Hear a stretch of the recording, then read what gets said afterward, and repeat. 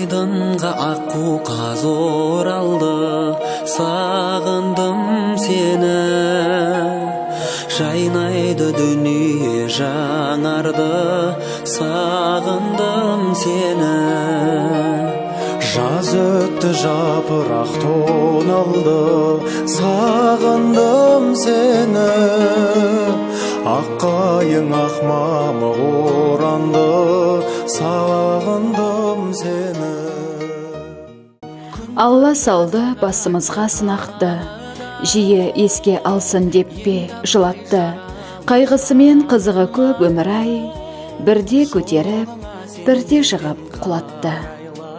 Мұң жайлады, көкіректі, өзекті, айға кеміп жүзгін қалай тез өтті. Аңсағанда өзіңізді ағажан, жан жүректен сағыныштың саз етті. Мәңгі есте жарқын жүзің дидарың, есімізде күлімсіреп тұрғаның.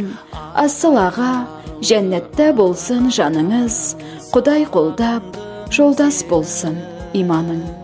Жүзгін толды, алып жүрек тоқтағалы, жүзгін толды, ағамызды жоқтағалы. Алайда ағамыздың нұр бейнесі көңілдерде мәңгілік сақталады. Еске аламыз, сағынамыз өзіңді. Жүзгін болды, көздің жасы төгілді. Ақ көңілді жан едің ғой өмірде. Неге өмір қысқа болып берілді? Өмір неге қатал едің аяусыз, қара жердің тоймағаны мазасыз. Енді ғана 53-ке келгенде, жастың жанын алып кеттің шыдамсыз. Сағынамыз, сарғаямыз жабыға, қайғы мұңды көтерерміз жабыла.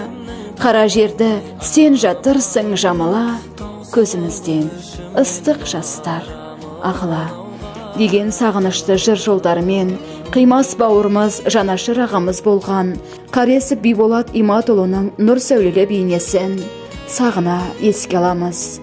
Ағамыздың жатқан жері жайлы, топырағы торқа, жаны жәннатта болсын деп дұғарнаймыз. Сіз біздің жүрегімізде мәңгіге сақталасыз. Бақұл бол, Биболат аға.